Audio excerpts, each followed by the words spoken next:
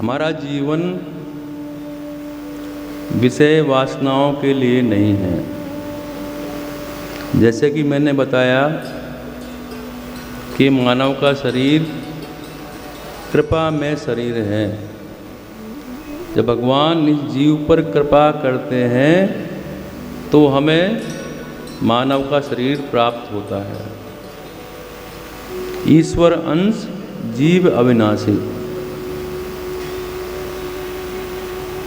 तो ये मानव का शरीर हमें केवल परमात्मा की प्राप्ति के लिए मिला है।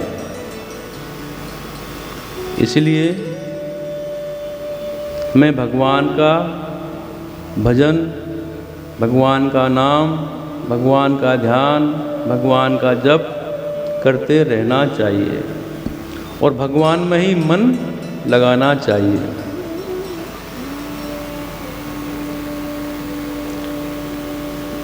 जिनकी उम्र ज़्यादा हो गई है मेरे प्रेमियों,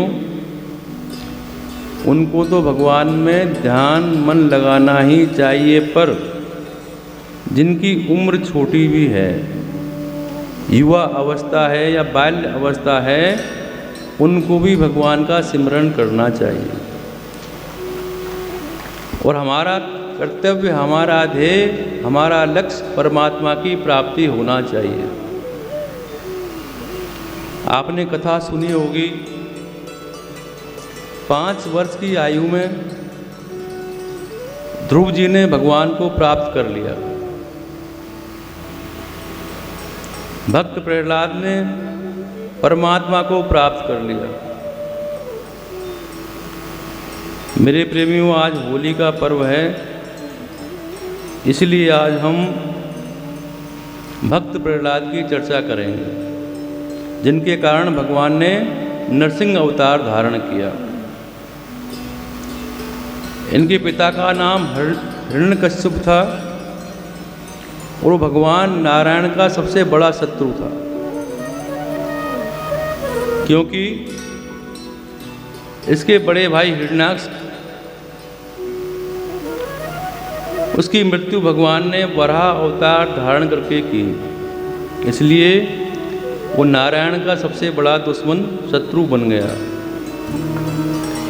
और उसने बोल दिया कि कोई भी नारायण का नाम नहीं लेगा। इनका छोटा पुत्र प्रहलाद बहुत लाडला है, प्यारा है और सभी उससे अधिक प्रेम करते हैं। मेरे प्रेमियों, सभी को अपनी संतान प्रिय लगती है। तो हिरण्यकश्यप को भी अपना पुत्र प्रहलाद बहुत प्रिय था। हिरण्यकश्यप ने अपने पुत्र को शिक्षा दीक्षा देने के लिए उनके आचार्य षण्ड और अमर के पास शिक्षा के लिए भेज दिया और अपने आचार्य को कहा ये ध्यान रहे कि ये भगवान नारायण का नाम नहीं ले। और प्रहलाद तो भक्त था, उसके जीवन में नारायण के अलावा कुछ था ही नहीं। हिरण्यकश्यप ने कठोर तपस्या करके ये वर मांगा कि मैं कभी मरूं नहीं, मेरी मृत्यु कभी ना हो। ब्रह्मा जी प्रकट हुए। ब्रह्मा जी ने कहा यह तो असंभव है।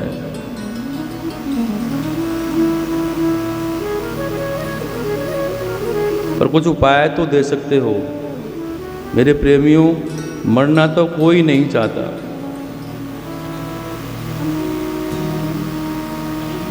मैं ऐसा सोचता हूं कि मरना कोई नहीं चाहता। आप जितने भी लोग यहाँ पर बैठे हैं, कोई मरना चाहता है? एक ने हाथ खड़ा किया है।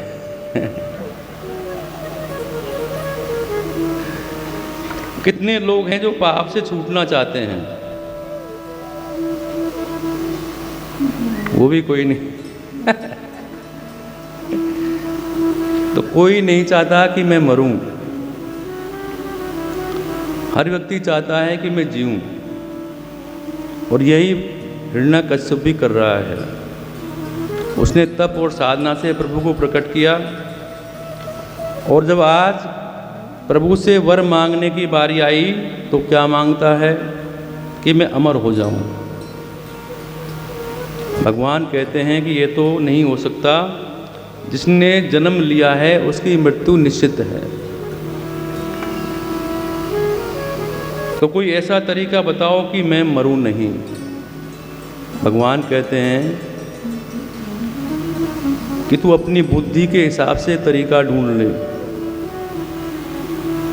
हिरण्यकश्यप ने कहा,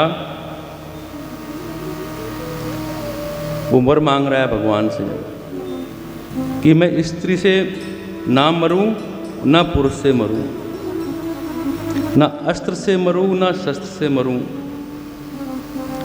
मैं रात को भी ना मरूं और दिन में भी ना मरूं, मैं भीतर भी नहीं मरूं, अंदर भी नहीं मरूं, मैं धरती पर भी नहीं मरूं, आकाश में भी नहीं मरूं, मैं किसी दिशा में भी नहीं मरूं। ऐसा वरदान मांग लिया।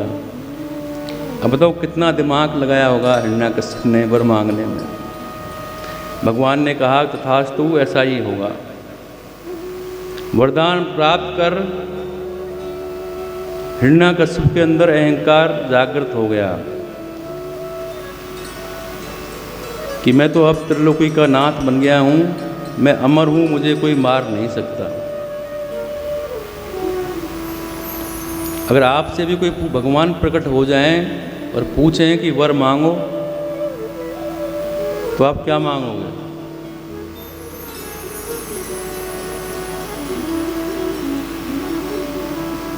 मेरे ख्याल में तो हिरण्यकश्यप से भी ज़्यादा बुद्धिमान लोग आज के हैं।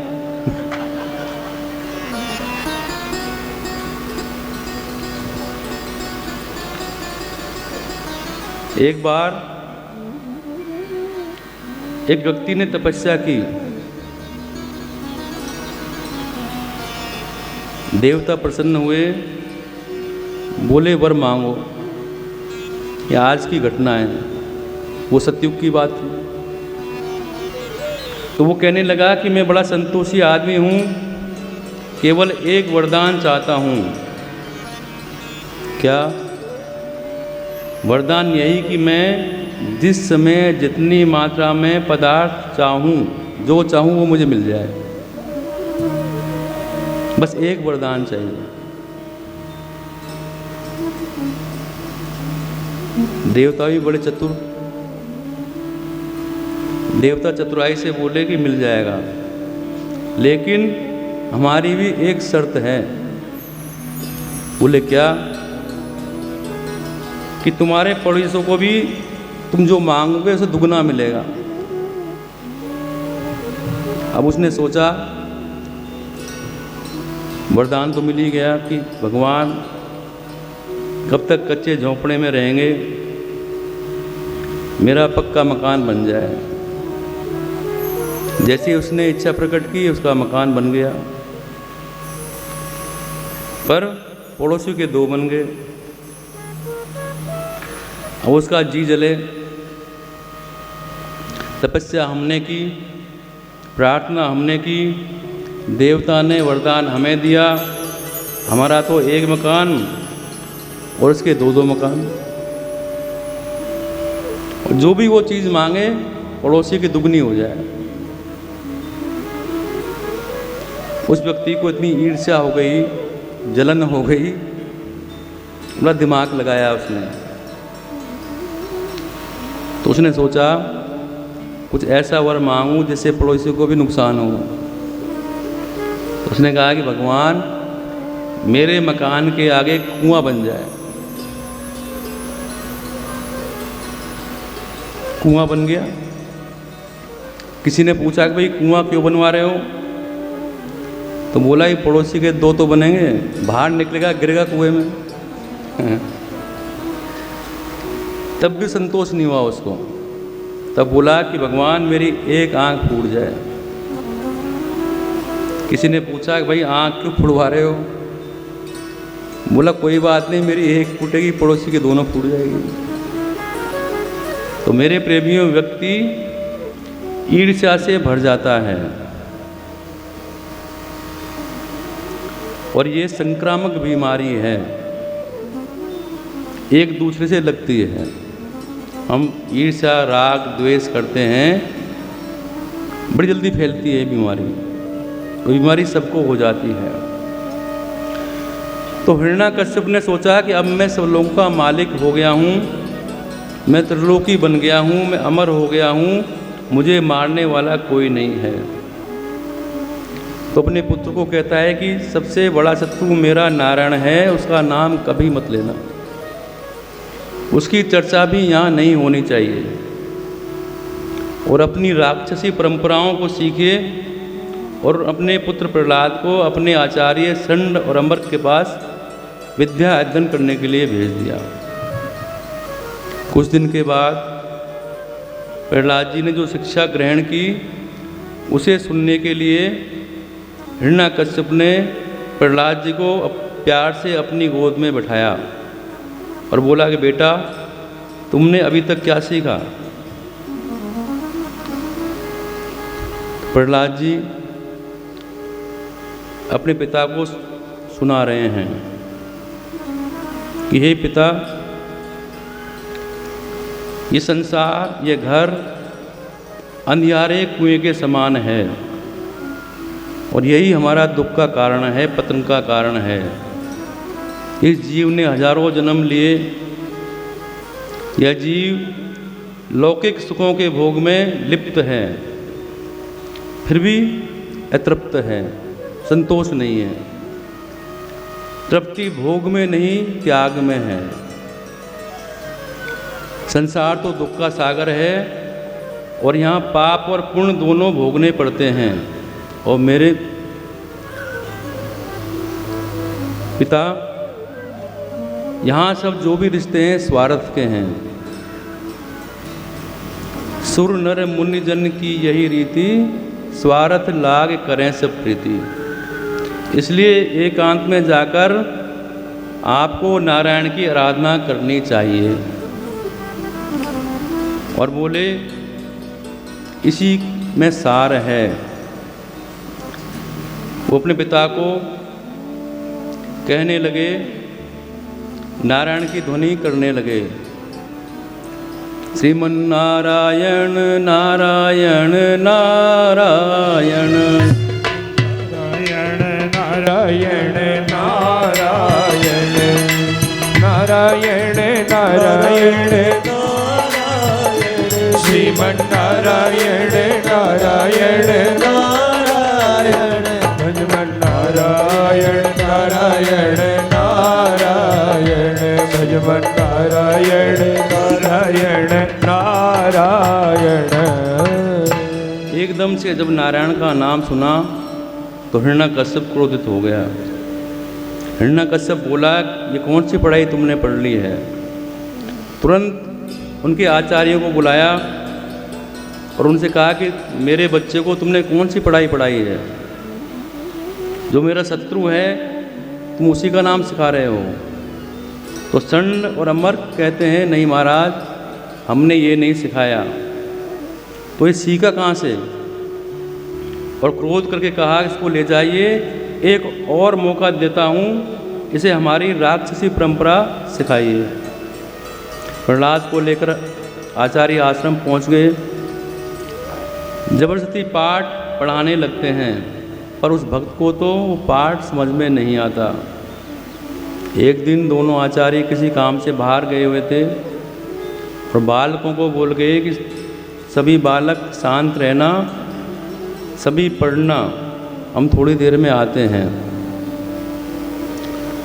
अब विचार कीजिए, विद्यालय में अध्यापक नहीं हो और बच्चों को बोल जाए पढ़ाई करो, तो मेरे ख्याल में बच्चे पढ़ाई तो करेंगे, खेलेंगे। तो सभी बालक खेलने लगे। प्रहलाद जी ने सभी बालकों को बैठा लिया और उनको समझाने लगे। कि मानव देह दुर्लभ है